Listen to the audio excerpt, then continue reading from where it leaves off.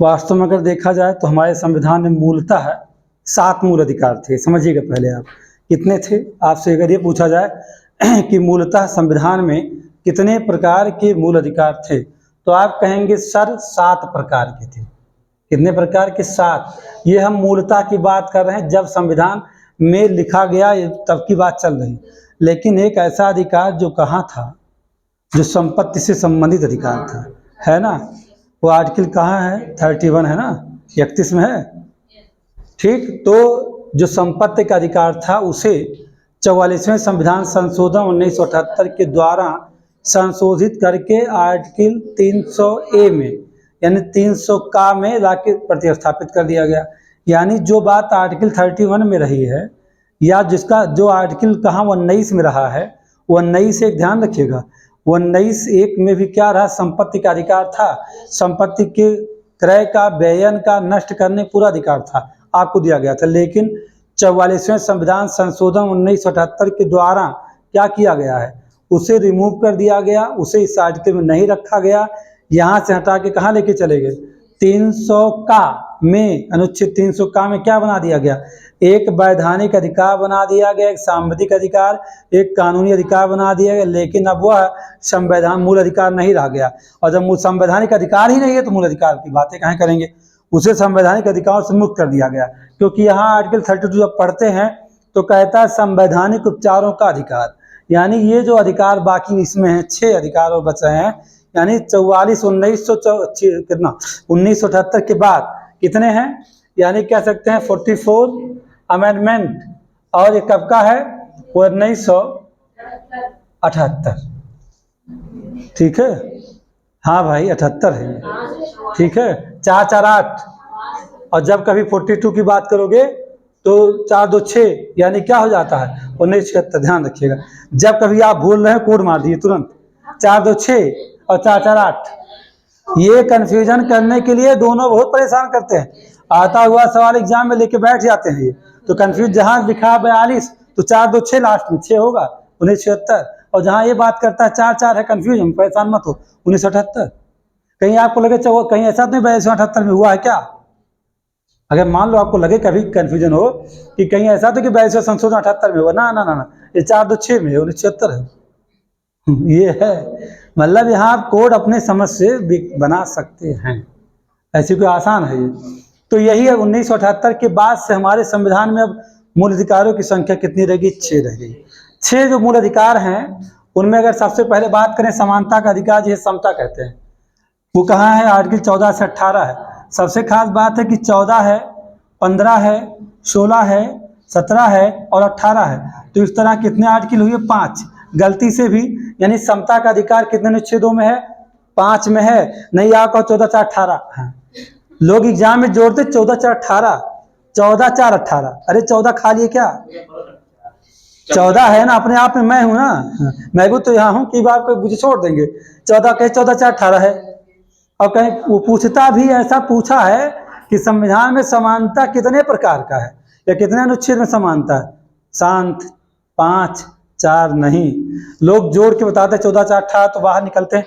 अरे यार इतना आसान सवाल पूछा ना एग्जाम में की बार, पूछा कि समानता कितने अनुच्छेद में है, वो बेवकूफ है, 14 4 18 कैसे जोड़ पाए?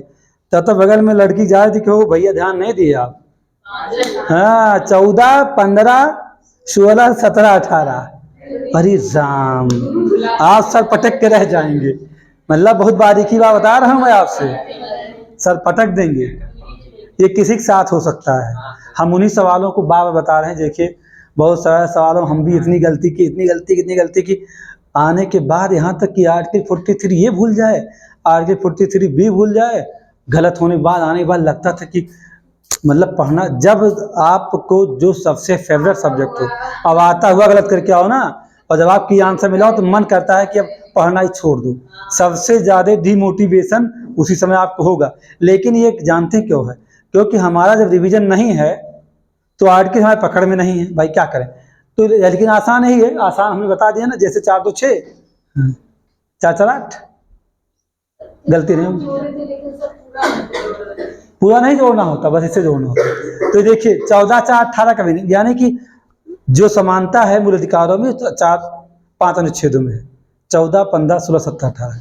जहाँ दिमाग आपको रुकेगा बेशक पूछ लीजिए, गलती मत करिएगा, चाहे जिसका दिमाग नहीं, बाद में कहो सर जी गड़बड़। अब ऐसे ही हमारा जो मूल अधिकार में स्वतंत्रता कितने प्रकार की हैं, तो वो सीधी प्रकार बात है, 19 आपका है और आपका 20 भी है, 21 भी है और 22 भी है। तो आप कहेंगे 19 3 22, 19 4 22 करेंगे, कितना करोगे बताओ? 4। लोग कहते हैं 19 तो 19 में 3 जोड़ेंगे तभी 22 होगा, तो 19 भी तो 19 भी तो अरे तो यहाँ जोड़ने पर 3 है, वहाँ यही होता है। अरे भाई सेकंडों का टाइम है एग्जाम में। हाँ सीरीज के सवाल होते हैं तो गलत हो जाएगा, उसको जोड़ के क्या हम गैप अगर आप कर रहे हैं तो जो आप उनको जोड़ के चलिए, या तो आप जब छोड़िए तो हर बार छोड़िए, तब नहीं गलत होगी रीजनिंग। रीजनिंग का एक फार्मूला ये भी है कि या तो आप उनको लेके चलिए या तो उनको हटा दीजिए। जहाँ 4 4 गैप दिखा रहा है, जब आप उसको छोड़ेंगे तो 3 3 गैप दिखाएगा, तो आप 3 के फार्मूले लगाइए, गलती से चौथा मत जोड़िएगा। अगर कहीं जाके आगे जोड़ दिया थोड़ा गलत हो जाएगा। रीजनिंग तो आपकी होती है ना, जैसे माता पिता हमारे हैं तो हम उनके हैं, तो इस रीजनिंग भी आपकी, प्रेजेंस ऑफ माइंड है, सीधा चीज़ है। इसमें कौन सा मामला खड़ा है कि रीजनिंग का, बस यही है कि कुछ सवाल भाई नहीं आएंगे, कुछ फार्मूले हैं उसके अपने। तो यहाँ कितने अनुच्छेद हो गए बेटा? 4। तो आप गलती न करो, 5 क्या है? समता। 4 क्या है? स्वतंत्रता। समझ गए? 4 स्वतंत्रता है। और इसके बाद शोषण कितना है? शोषण होगा 23 में, ये तो आसान है, और 24 में, बस 2 आर्टिकल है। शोषण 2 है और स्वतंत्रता, धर्म की स्वतंत्रता कितनी है? 25, 26, 27, 28, 25 3 28। यही करेंगे सब, होता है ये। 25 3 28 करके निकल जाएंगे और उसके बाद फिर गड़बड़ा जाएगा। और सांस्कृतिक एवं शिक्षा का अधिकार 29 और 30, ये दोनों इजी हैं। अपने आप संवैधानिक उपचारों का अधिकार ये 32 सही है। 5 याचिकाओं यहाँ रखी गई हैं। ये सबसे, मैंने कहा संविधान की आत्मा है। डॉक्टर भीमराव अम्बेडकर ने कहा था कि संविधान की आत्मा क्या है, तो कहा गया संवैधानिक उपचारों का अधिकार ही संविधान की आत्मा है, क्योंकि यह नागरिकों के अधिकारों का सबसे बड़ा संरक्षक है। अगर 13 और 32 मिल गए, ये भी बता दूं मैं आपको, आर्टिकल 13 और आर्टिकल 32, आप समझ लीजिएगा। अगर इन दोनों जुड़ के चल रहे हैं, ये दोनों, ये ताकत है किसकी? सुप्रीम कोर्ट की। संसद यहाँ होगी शून्य। संसद कितनी ताकतवर है? जब सुप्रीम कोर्ट 13 में जाएगा और 32 के तो तहत आपके अधिकारों की सुनवाई करेगा जा करके ना, तो पूरे मूल अधिकार में घुमाएगा संसद को, और संसद कुछ भी नहीं कर सकती है। अगर अभी रात के 12 बजे सुप्रीम कोर्ट अपनी नींद से जाग जाए, वो, सबसे खास बात उसे ये पावर है कि किसी भी मामले का वह संज्ञान स्वतः ले सकता है, बिना उस 32 से 226 कहूँ नहीं कुछ करना है। सुप्रीम कोर्ट आपका किसी भी मामले का स्वतः संज्ञान ले सकता है, उसे लग जाए कि यह प्रश्न मेरे मामले का है। यानी ये जो मामला है इसमें विधि के सारवान प्रश्न अंतर्निहित हैं। विधि का सारवान प्रश्न क्या है कि किसी के क्या है, अधिकारों का हनन हो रहा है, किसी की नैतिकता को नष्ट कर दिया जा रहा है। तो जानते हैं वो रातों रात, कभी भी रात के 2 बजे सुप्रीम कोर्ट खुलेगा दिल्ली में, और डीवाई चंद्रचूड़ आसीन होंगे और सीधे कहेंगे मुझे इसका रिपोर्ट चाहिए विदिन 24 आवर। अगर सरकार रिपोर्ट नहीं देगी मैं बर्खास्त कर दूंगा। किसी भी सरकार को खाने की क्षमता किसमें है? Supreme court. अगर वो चाह ले तो ये हमेशा जानिएगा संसद शून्य हो जाएगी तुरंत ही, और ऐसा करता ही है। अभी कोलकाता में जो घटना घटी थी, तो सीबीआई की एंट्री वहां नहीं हो रही थी, पता कि नहीं आपको?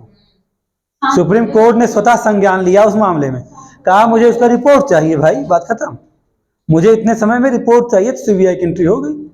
सरकार फंस गई उसमें कि भाई अब तो सीबीआई भेजना ही पड़ेगा, सीबीआई इतने आसानी से तो आएगी नहीं। और सुप्रीम कोर्ट को लग गया जबकि नहीं, अब तो ये बात नहीं बनेगी बिना सीबीआई के, तो आदेश करता सरकार को आप सीबीआई जांच करवाइए इसका, तो करवाना पड़ेगा। ये भी बात है। अगर मान लीजिए कभी ऐसा हो जाए कि सीबीआई भी अपना काम बहुत स्वस्थ तरीके से ना करे तो क्या होगा? कभी आप सोचिए इस बात को। अगर मान लीजिए सीबीआई ही ना सही से काम करे, जांच एजेंसियां ही सही से काम ना करे देश की, और किसी मामले में सुप्रीम कोर्ट का निर्देश है कि मुझे 36 घंटे में रिपोर्ट चाहिए इस मामले का, मेरे टेबल पे आ जाना चाहिए। तो कहेंगे इतना पावरफुल है सुप्रीम कोर्ट।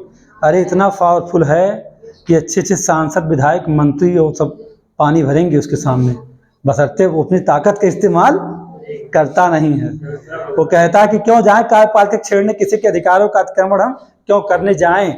ये आप जानिएगा, हमारे यहाँ जितने भी कानून हैं, संविधान सबको गवर्न करता है और बहुत ही ताकतवर है कौन? संविधान। क्योंकि यह be the people of India, यानी हम भारत के लोगों के द्वारा बनाया गया संविधान है। उनकी अनुमति से किसने बनाया? संविधान सभा ने। उनकी अनुमति से संविधान किसने ग्रहण किया? संविधान सभा ने। सारा कुछ उन्हीं की अनुमति से किया है।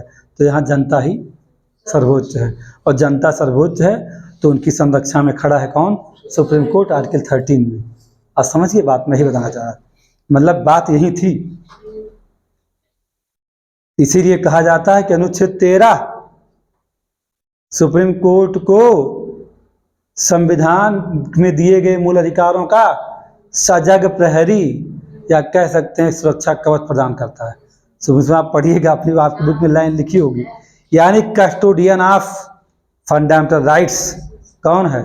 सुप्रीम कोर्ट 13 देता है। इसमें जुडिशल रिव्यू का कॉन्सेप्ट है। तो ये दोनों मिल जाए तो संसद 0 हो जाती है। अब आप आइए कहाँ? 12 में। ठीक,